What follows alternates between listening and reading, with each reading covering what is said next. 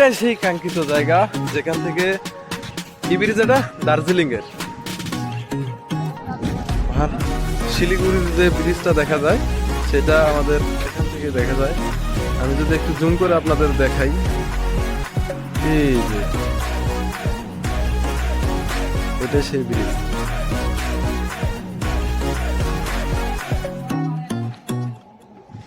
এই ব্রিজ দিয়ে ভারতে সব ট্রেন চলাচল করে।